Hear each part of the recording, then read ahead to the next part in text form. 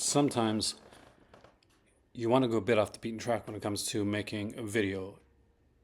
And sometimes you want to go a bit off the beaten track when it comes to getting a film. So what we're looking at today, we're taking some of my favorite boutique labels from North America and from other parts of the world.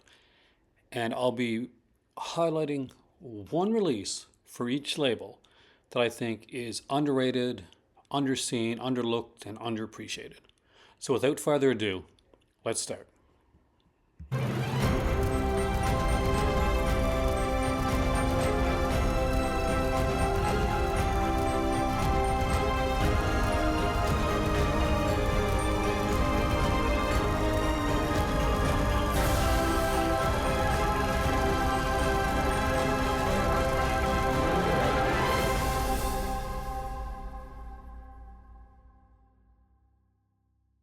Now, before we get started, I'm sure that everybody's going to have their own separate idea on what is the most underlooked or underappreciated release in each of the labels we're looking at. To let you know what you got coming up, there's labels like Vinegar Syndrome, Criterion, Scream Factory, Grindhouse, and a whole bunch more. We have 10 North American labels that we're going to be giving a look into and look at a special release that I think not enough people talk about or really discuss or maybe even have in their collection. And we have 5 releases coming from other parts of the world from boutique labels that maybe you have some of, or hopefully this will help you discover if you don't. With that being said, without further ado, let's get into the North American section.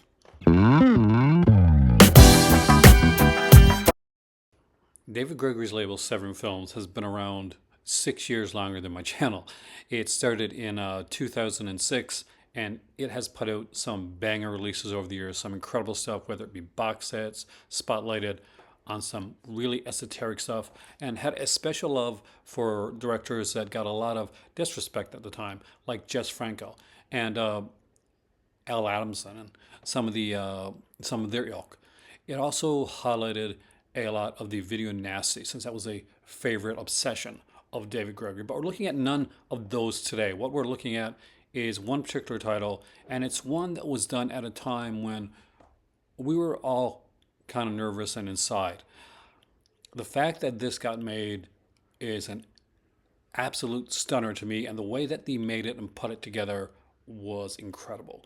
See, portmanteau or anthology films are some of my favorite things. I grew up watching things like Alfred Hitchcock Presents, Twilight Zone, the Boris Karloff's Thriller, Tales of the Unexpected, Roald Dahl, just so many incredible ones like that. And to see films coming up from like Amicus, where we'd see a lot of those anthology films take place. But man, I really wanted to see a documentary, something really highlighting that. And this just doesn't highlight what an anthology film or portmanteau is, but it lets us look into different perspectives from different like filmmakers and creators to see what their favorites were, not just what their favorite film was, but what their favorite segment in an anthology film was. And I thought that was ingeniously done. And because they couldn't go out and shoot a lot of like in person in interviews, it did what we did at the time. It did a lot of using things like Zoom and have people like sending in stuff. It's what YouTube was doing, and it became one of my favorites and off-to-watch films, and that is Tales of the Uncanny. This is a limited edition release. There are 2 releases. One of them comes with with 2 films, Eerie Tales and Unusual Tales. But if you get the limited edition release, it comes with an extra film from 1965 called Edgar Allan Poe's Masters of Horror. If you look on the inside here, this is where Master of Horror. That's where you see the limited edition disc right there.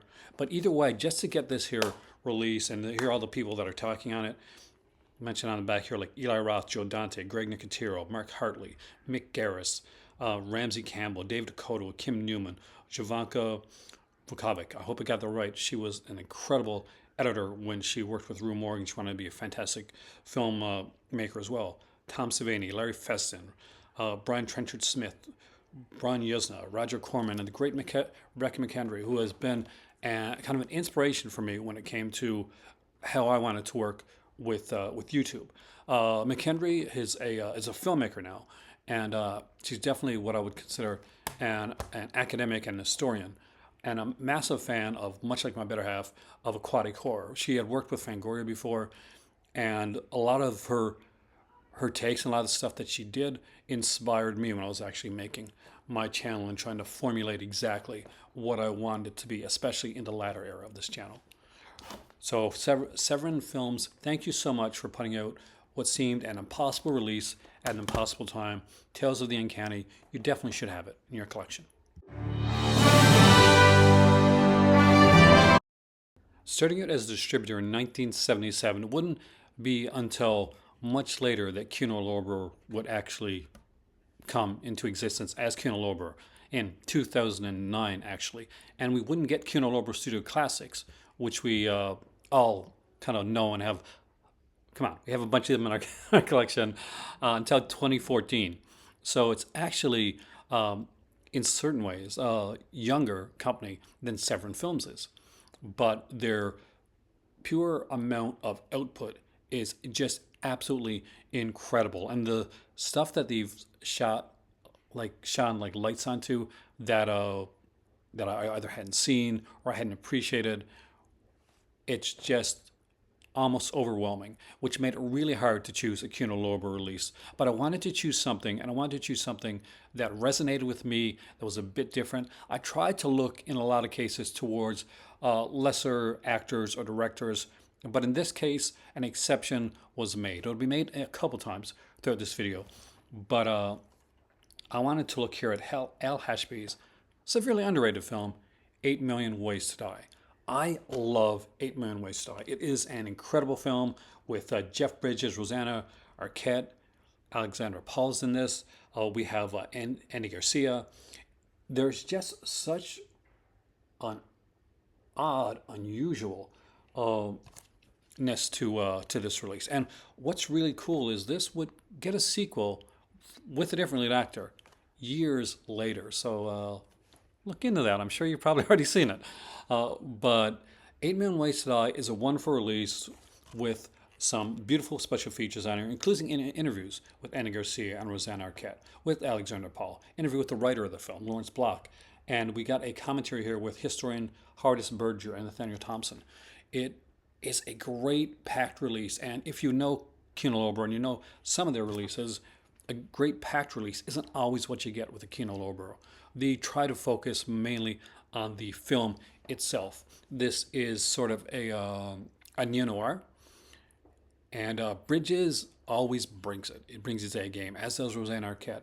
There are some nice sequences in here. There is sequences that are ad-libbed, and it just adds to the unusualness and the absolute wonder that is 8 Million Ways to Die. And if you haven't seen it, I recommend that you check it out. It's a underrated Hal Ashby film, a phenomenal director, a later one that he did. But I know it may not be for everyone, but I do think that you need to at least see it at least once, twice to really appreciate the film. And if you like it like I do, have it in your collection.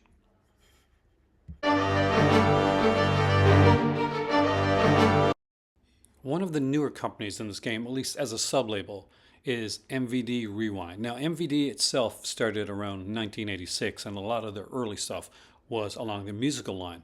But they've had a lot of films out over the years with different like sub-labels, but the MVD Rewind collection is something that really resonated with me, and I always am excited to get a new MVD Rewind in my collection. This video here, one of the inspirations for this was when my father reached out to me and asked me, okay, there's this MVD Rewind movie, you know, would you recommend it? Is it a good one? Do you have it in your collection? And luckily I did, and I'm sending him some pictures, kind of letting him know what the film is about, and letting myself kind of remember when I'd watched the film, and the joy that I'd gotten from it in a much different way than I expected. The film has, on the outward side of it, a look of something like A Massacre at Central High, which it comes across if maybe there's more of a TV version of Massacre at Central High, because it's a very different film, and it does tonally shift throughout the whole style of the film. And this is Monday Morning. That's a wonderful cover. I do love this absolutely fantastic cover. And I do like the Class of Fear kind of VHS style, like alternate artwork with alternate title on here as well. It's a very young Lisa Rinna in this one. She's not the lead, but as somebody that had a massive crush on Lisa Rinna when I was younger, during her soap opera days, it's kind of cool to see her in her. But this is actually a really cool film. It has an alternate like VHS version of the film on here, and I always appreciate when we see something like that. If you've never seen Monday Morning, it's a lot of fun. It's an interesting release. It don't go in expecting something like Massacre at Central High. Don't expect to be like uber violent. Don't expect to see something along the lines of like a Class of 1984. Though it's kind of evoking that sort of style. It's it does it in a more in a tamer way, but a not less fun or interesting way. I enjoy this one here, and I'd be interested to know in the comment section down below if anybody else has seen this and what their thoughts on the film was. As always, what I should tell you is that all these MVD releases come with their mini posters, and here is the mini poster for Monday Morning. Absolutely adore the fact that I have these mini posters. Not quite sure what I'm going to do with the mini posters yet, but I have a couple ideas. MVD Rewind deserves to be looked at as a company. Just in general, they put out some banger releases, but Monday Morning is one of the releases that I think really hasn't gotten talked about enough or even gotten mentioned when it comes to their output. Some of these were extremely hard to do, and for reasons that you may not expect. Sometimes it is a label that is so hyped and deservedly so over the years that it makes it hard to find a title within that label that hasn't gotten overhyped to a certain extent online, and that's a bit of the thing, trying to find something that's kind of maybe fallen off that hype train.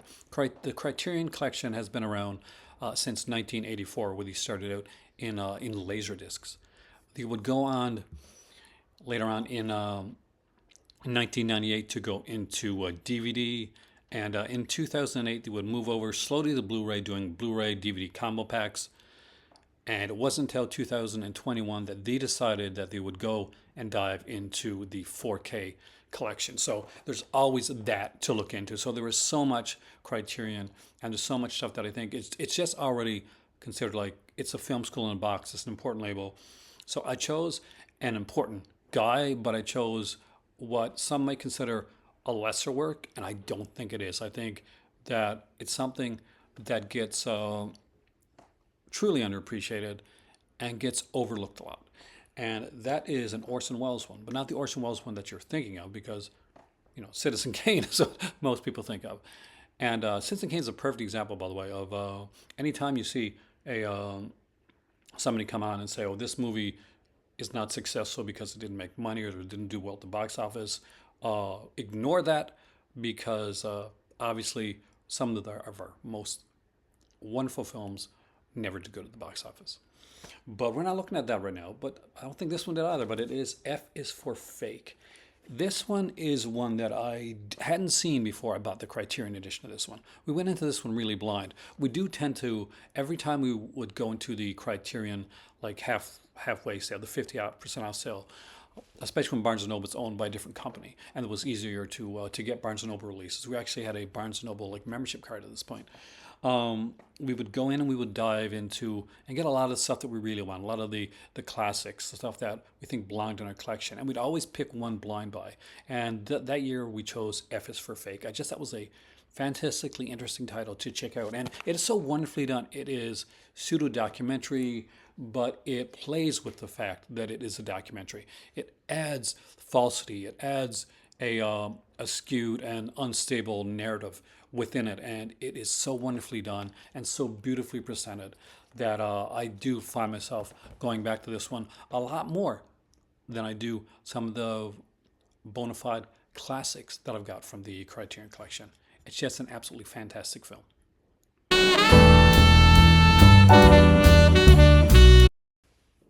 Starting in 2002, the label Mondo Macabro came about, and it came about actually from a book. See, Pete Toombs had written a book in 1997 called Mondo Macabro, and while researching films for that particular book. He found that a lot of the films that he wanted to get, that he wanted to look at and put into the book itself, didn't have any really good or proper releases.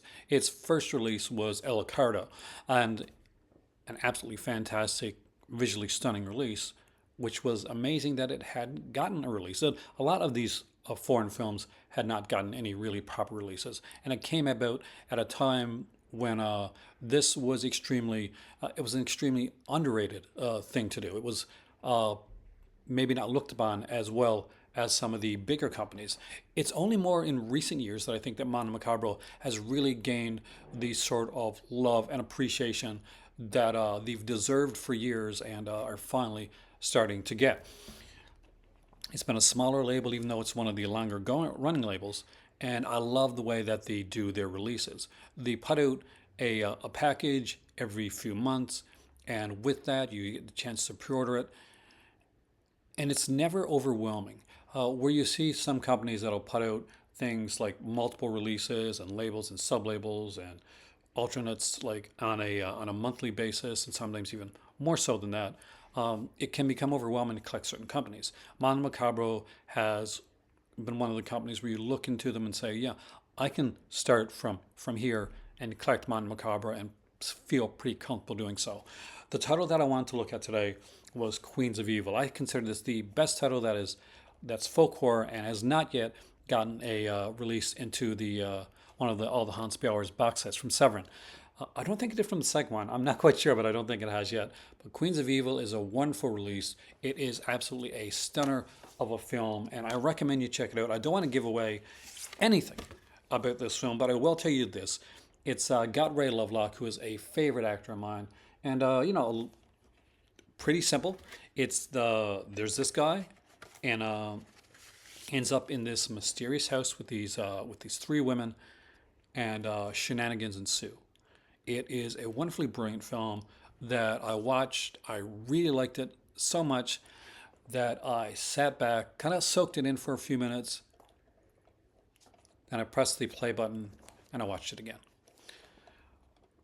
Queens of Evil doesn't have this limited edition release anymore. If you're lucky enough to have gotten it, it comes with a bonus interview with Ray Lovelock that runs 3 hours and 20 minutes long. It is absolutely fantastic. But either way, Queens of Evil is something that does belong in your collection. And Mondo Macabro, keep doing your great work because I'm loving these releases. If you grew up in the era of VHS and VHS collecting, then the name Vestron Video gives warm fuzzies inside. It's how you discovered a lot of the great cult classics of its time. No, Lionsgate revived Vestron Video and brought it back in 2016. It announced it in August of that year, around the 1st of August, and its first two releases came out on September 27th, Chopping Mall and Blood Diner. Two releases that, one particularly that meant a lot to me because Chopping Mall is a movie during the VHS era that I had wanted to get the rights to and had wanted to start my own label. I ended up not doing that, but it was really nice to kind of feel seen to see that a company used Chopping Mall as their first release to start their own label. But we're not looking at Chopping Mall. We're not looking at Blood Diner today. We're looking at a collection, really. And probably one of the lesser talked about collections in the Vestron series, and it is the Dentist collection. It is absolutely fantastic. Corbin Burnson really sells it here. And your film like this is only as good as your villain. And Corbin Burnson makes an absolutely fantastic villain because he takes it beyond just the surface level. He does a really great job with this dentist he's not super normal to begin with, but it just takes one bad day to just take you completely off the rails. And man, does he go completely off the rails with some absolutely stunning gore effects and squeamish, just, oh my God. If you weren't afraid of going to the dentist before, this is not going to help in you wanting to go there afterwards. But it is such a good set. And I do like both of the films. Dentist 2, I think, is one that I do think stands up to its predecessor. And I love them both almost equally. It's hard to beat that first film, and that, like, the way we see the tension mount as Corbin is, as the walls are kind of closing in on him, as he's going more and more demented and sadistic and strange and unusual. It is just such a great release. This one here, put out by Vestron Video, has a ton of special features on it. We got talks with Anthony C. Ferrante, who was the special makeup effects supervisor, which is what you really want to hear on here. We talked to Brian Yuzna, who's the director, and we get that commentary for both of them, right, on both of these films. Isolated scores on here, which I absolutely adore. I love scores for films. And we got some great interviews and a bunch of things. It is a loaded, packed set. And if you have not yet picked that up, then I definitely recommend the Dentist Collection. It's a bit squirmy, and not everybody is going to like that aspect of it, but it does stand out to me.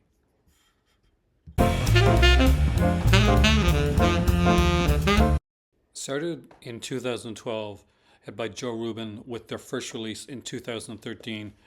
Vinegar Syndrome has been around now for 13 years, the length of my channel actually. And it's a company that I do have a lot of special feelings for. It's hard to give a Vinegar Syndrome underrated release. Vinegar Syndrome fans are very, very vocal, they take the company to heart. So every release seems to be pushed as being that ultimate release. And in a lot of cases, that's what they do. Vinegar Syndrome are really good when it comes to restoring things. They're great at putting together special features. And they've put together some sub-labels that are very, very interesting. And what I decided to do with this one was to choose something that I think is underrated and does come from, not the original Vinegar Syndrome line, but an actual Vinegar Syndrome sub-label, instead of going for the original Vinegar Syndrome stuff. I had a bunch of Vinegar Syndrome releases thought of, but I wanted to go with the sub-label one for this one anyway. Who knows? We could, if you guys like this enough, if we get enough views on this video and enough interaction, you could see a follow-up to this one with more labels. By the way, if I missed out on some labels, and I know I have, maybe purposely, then make sure that you put those labels in the comment section down below. There are a lot of labels that I would like to put in here, and just from time and from brevity's sake, I haven't. But with that being said, what did I choose? What sub-label did I choose? Well, I chose VSA. It's something that I started to buy from the inception of it. And although I've fallen a bit off the VSA train in more recent times, it's just because the early VSA releases I thought were so strong and so well done and really reflected what I thought of VSA was, as opposed to, I think, where it is at this particular moment. That being said, they're always knocking it out of the park, and Necromancer was no exception.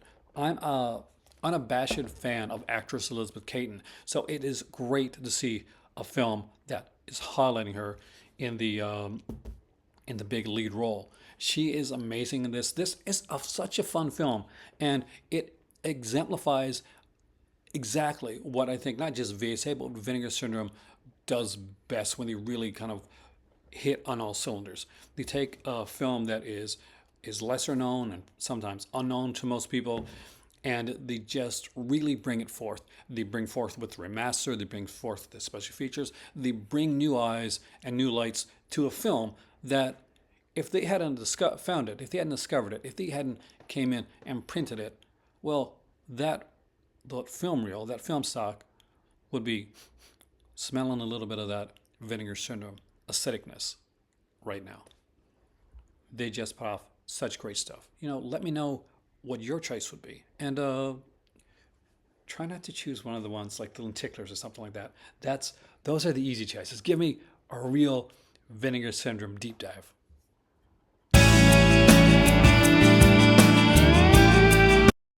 From the ashes of the beloved Rhino came Shout Factory in 2002, previously known as Retropolis, something like that. I would have to look back, and I'm not looking back. We're looking forward and sort of looking back in this in this discussion. But in 2012, they came up with the label, and we all know it. It is Scream Factory. See, Scream Factory is as important to me in many ways as Vinegar Syndrome was, as not just to me, but to my channel itself and as a collector. Scream Factory brought about the films of my youth, the stuff that I used to rent and watch when I was a kid. And a lot of these were films that were, some were amazingly wonderful films that a lot of people knew, like Halloween 2 and 3. Films like like Clive Barker's Nightbreed. Everybody that knows my channel knows my initial thoughts on the Nightbreed release, which now is in my collection.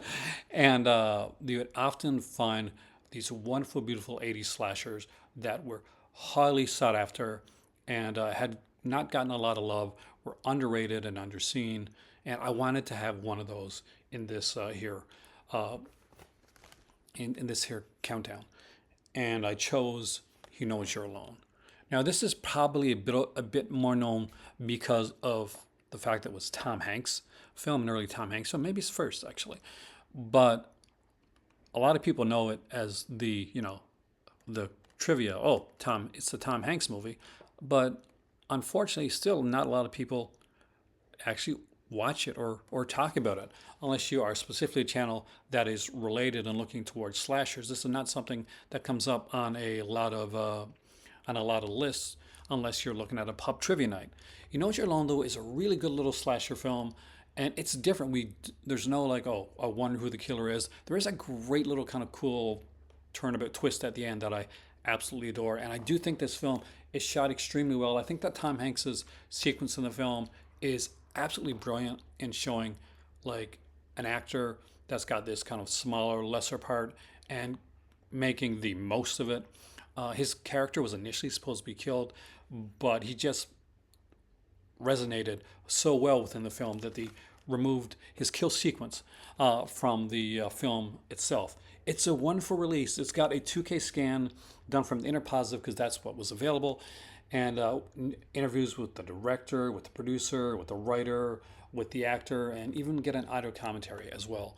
It's an absolutely stunningly wonderful film, and if you haven't seen it and you're a slasher fan, you owe it yourself to see it. If you're a Tom Hanks fan, just see some like that early kind of like spark of genius that would be Tom Hanks as an actor. It's just a wonderful film, and I have so many Scream Factory releases in my collection, and titles like that are the reason that I do.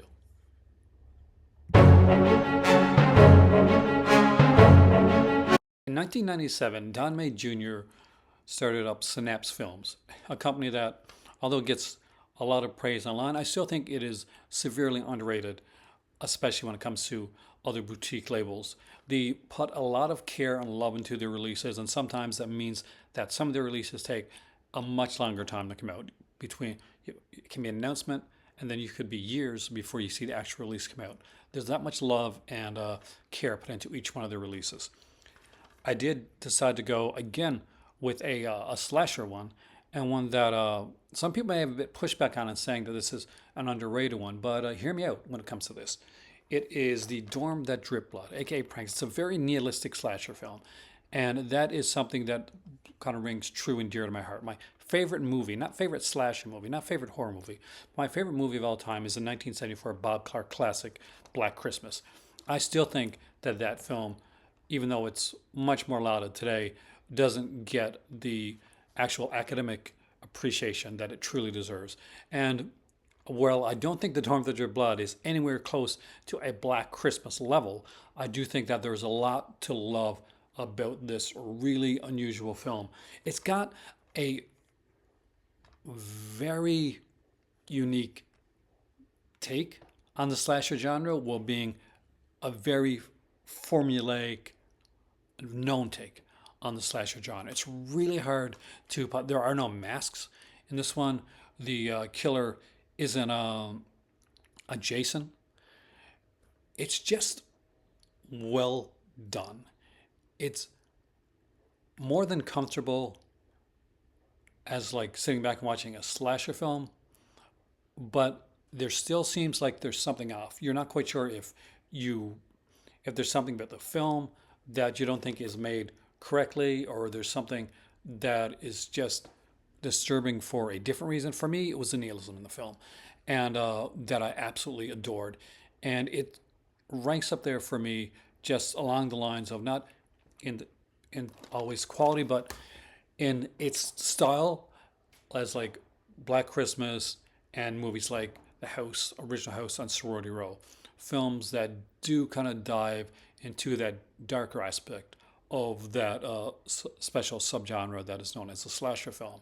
And when I say diving into a darker aspect of a slasher film, then you know it's gotten pretty damn dark.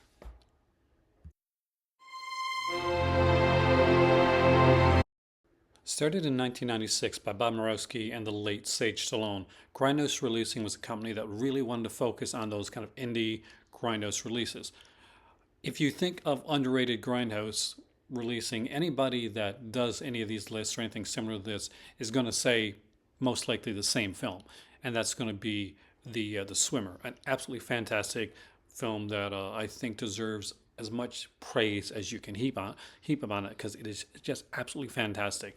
I've gone in a different direction with this because Death Game is an absolute banger of a movie, but it's not the movie.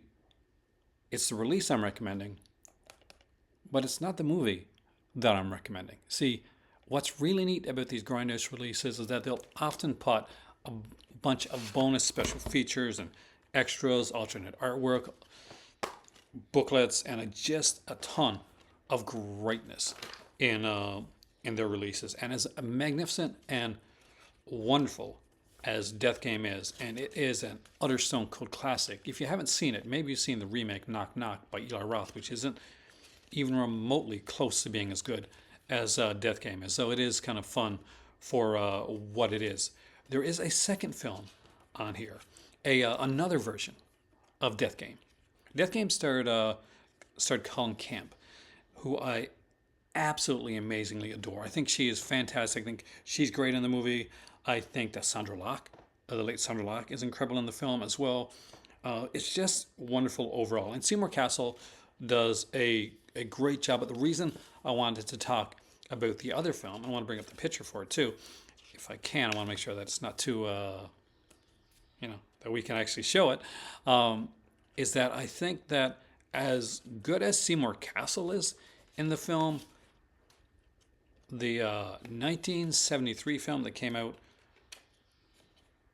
that also has such an incredible cast, and I do tend to like the lead in the 73 film better than I do like the lead in 1974's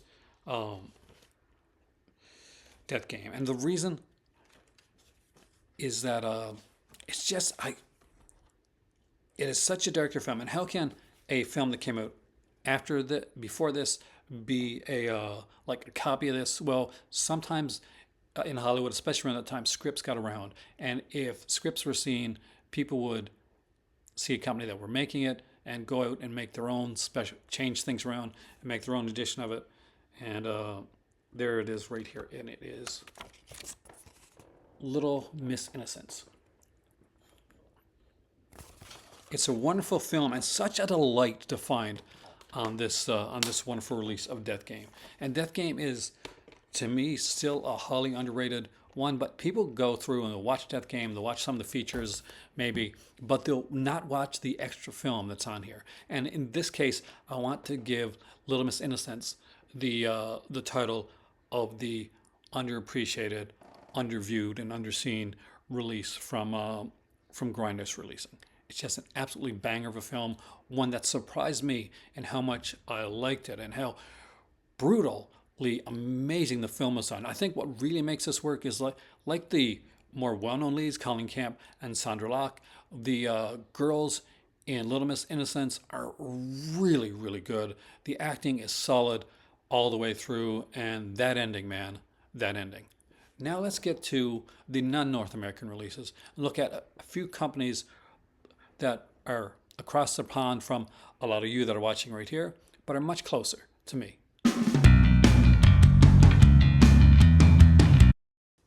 Branching off as a sub-label from ESC Films in France, the Remini Edition releases that they released are absolutely fantastic and go back to at least 2019, maybe a bit earlier. But I really wanted to focus on a particular one, and it was, again, one of the reasons behind doing this video was to showcase things that, not just films, but boutique labels that I think people kind of like sit on sometimes. And this Remini edition of The Cat and the Canary here by Radley Metzger. And it is absolutely everything that you don't expect from a Radley Metzger release, including a photobombing cat. Right, Pixie? Obviously, she came about because I mentioned the word canary, and we all know how cats are with birds. Remini releases come boxed like this here. Now there are like the standard edition releases. This is one of the collector's edition releases. It'll come out with the often with the poster art.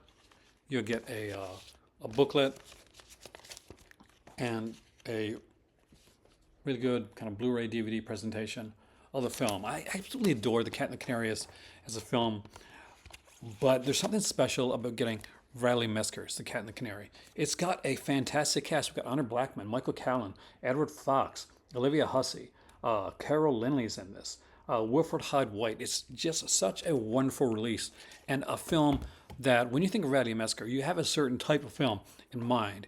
This is not it. You're not coming into this version of Cat and the Canary expecting any of the erotica that you would see with a regular Radley Metzger film.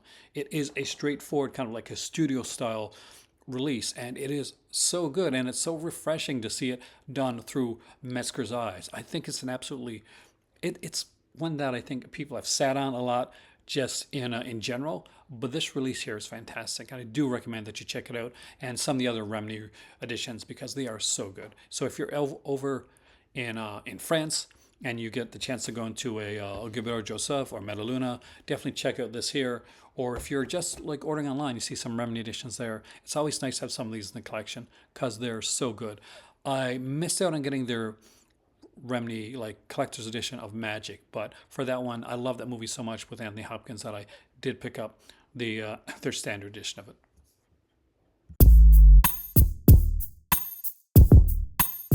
Started in 2001, Umbrella Entertainment has put out a plethora of fantastic releases, and the stuff that they put out now is absolutely amazing. The box sets, it is a wealth of books and booklets and posters and cards, and it's just incredibly great boutique label releases. You really got to choose the ones that you want because they put out such great encompassing releases of titles that I would love to be able to talk about more. I did work with Umbrella for a while as a reviewer, and I'm actually saddened that I don't now because there is such great stuff that they're putting out that I think really deserves to be looked at in a different light. But I wanted to look into one of the sub labels that they put out and one of the releases that I think doesn't get enough talk, and it is from their Sunburnt Screens, which was a kind of a label that like focuses on Australian cinema and really Australian cinema too.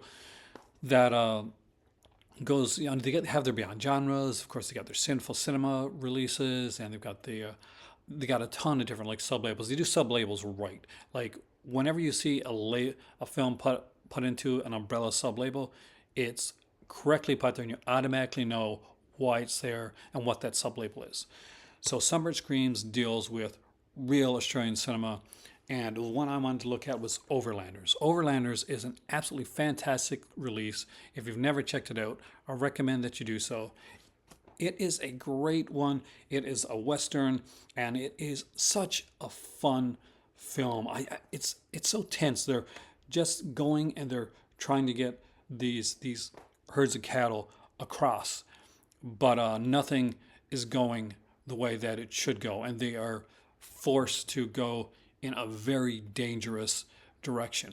It is such an amazing film from the cinematography, from the acting, just the wonderful way that this is done. If you have not seen Overlanders, I definitely recommend that you check it out. It's a wonderful film. It does come with a documentary here called Cattle Story, and along with that, if that wasn't enough, it comes with Kangaroo, which is a bonus film from 1952. So you really get a load of stuff on that release. Also, if you haven't checked it out, please check out the Sunburnt Screens like sub-label from Umbrella Films. Not enough people check it out. Not enough people see such amazingness and such love and great work that goes into it. Just because it's it's Australian cinema doesn't mean that it won't resonate with you if you live in a different part of the world. Because Summer Screens editions are some of the editions that resonated with me the strongest. Then again, I'm from Canada, and in a lot of ways, we're pretty close to Australia.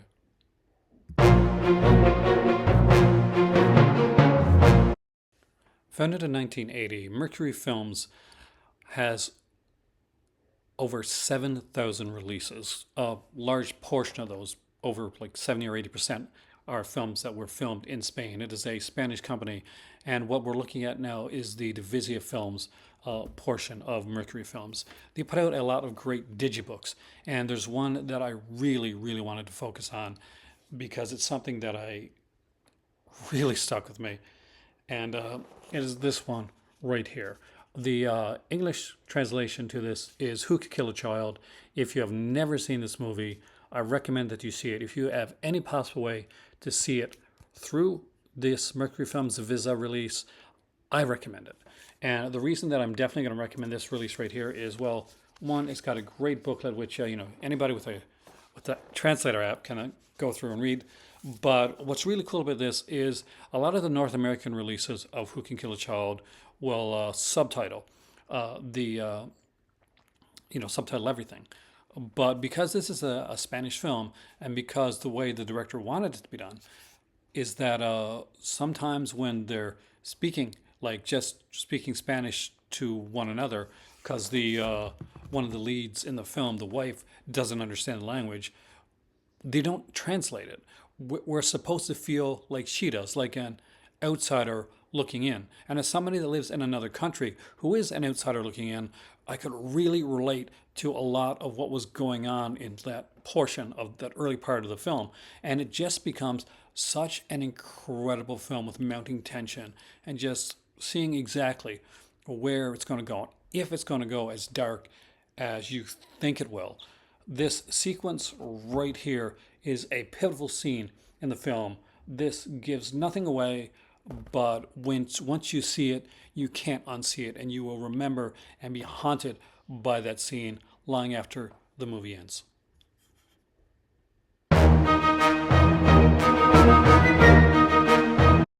Starting as a film distribution company in 1991, it wouldn't be till 2009 that we got Arrow Video as the cult company that it is today. And it has changed and had a lot of big releases and shifts in styles and titles that's done over the years. Arrow Video was the one that brought me to the table looking at releases from other countries. Without Arrow Video, I may not have gone into looking from, at least until I got here in Morocco, I would not have gone into looking into, there's so much around in North America. But then I saw in a magazine, in a Horror Hound magazine, an article on Arrow Video. I was absolutely fascinated with it. As soon as I could, I bought my first Arrow Video release.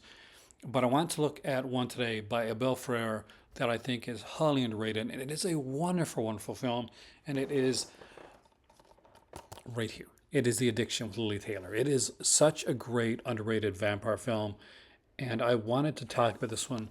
And I still want to talk about it and do like a deep dive on this one, really looking at this one strongly in the future. But right now, I have to say this is one that I don't think enough people have. I don't think enough people get. My better half wisely bought this for me as a Christmas present. She didn't know if I liked it. She didn't know. She just went to a Sunrise Records, saw that he had a bunch of Arrow Video releases there, and she looked at films that she thought would be things that would resonate with me, things that I liked, and maybe some things that she thought I either hadn't seen or that I'd really like. The Addiction is a vampire film done in a very indie, grimy, wonderful, beautiful way. And if you've never seen it, I recommend that you check it out. Arrow Video has such great releases, and this really encompasses to me Arrow Video in the fact that they bring out stuff much in the way that you would see like in Vinegar Syndrome would do, or like early Scream Factory would do. Bring out releases that you didn't know you wanted and you didn't know you needed, but once you get them in your hands and you start watching them, you know it is exactly what you want, it's exactly what you need, and you're so glad that that company exists. And Arrow Video has always been one of my favorite labels that I can consistently go back to for high quality and not be concerned.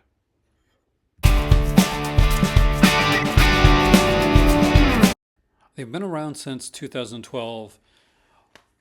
88 Films is an absolutely fantastic UK company, but it's in 2014 that they did the Slasher Classics sub-label. And you know me and slashers, I love my slasher releases. And here's one that I really did enjoy. It's Drive-In Massacre. It's very kind of like low rent, and it's not so much dry as it's just different and stylized, almost procedural in the way that it's done. And don't take that as a negative. There's just uniqueness to Drive-In Massacre. There's a beautiful kind of indie, very by the seat of its pants, lower budget type of film that's done. And I absolutely enjoy every moment of Drive-In Massacre, and it's one that I love. I would have loved to have been able to talk about this film when the release was being put out, because it's just one of those that has stood the test of time for me in subsequent rewatches. There's a wonderful history and backstory. It's just there's a greatness to Drive-In Massacre that you have to find out and discover for yourself. And it may not be on the first watch, but it's one of those that does tend to stick with you.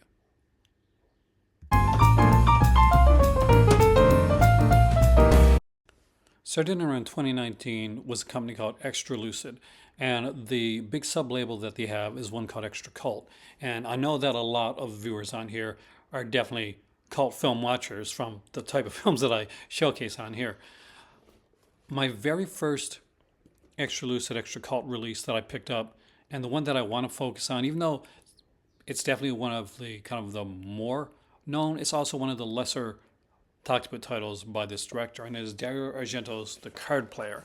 This is an incredible release by Extra Lucid in their Extra Cult lineup, and there's a bunch of special features on here in French, of course, but there's a 48-page booklet, and just the actual, even the aesthetic of these releases are 100% amazing. The Extra Lucid, Extra Cult edition of The Card Player made me appreciate and love The Card Player in ways that I never had before. And with that being said, ending on Argento was always a good way to end a video. I want to thank you for sticking with me, for stuck through the entire video. Maybe you skipped around, just looked at the companies that you like. That's okay too. And be sure to put a list down below of some of your favorites that you think need to be focused on. Some releases that you think not enough people notice or not enough people have. Maybe you would say, hey, why didn't you pick one of the Italian collection from 88 Films, one of their Asia collection? Why didn't you look at this company? Why isn't Code Red or Scorpion in here? Because if we get enough views on this one here, I can do a follow-up with some other companies. I want to thank you so much for watching, especially for one of my rare longer form videos. And if you haven't, be sure to check out the channel. Make sure that you like, share, and subscribe, because it really does help the channel. And if you want to go that extra mile, well, you can join our Patreon, and it will be much appreciated, because it makes videos like this, especially these longer videos, possible, because they're much harder to do and produce and edit. So I don't get to do as many of these as I used to, and I do enjoy doing them for you. So take a subscription, Sloth, and I'll see you next time. Oh God. Subscription Sloth here. Just want to remind you that I know in the summertime especially it can be super warm and lazy. But if you're liking this video, make sure to like, share, and subscribe. And if you want to go that step further and join the Patreon, there's a link for that down below. You can super sticker, super chat, or donate. But above all, just lie back and enjoy the video, because that's what I'm going to do.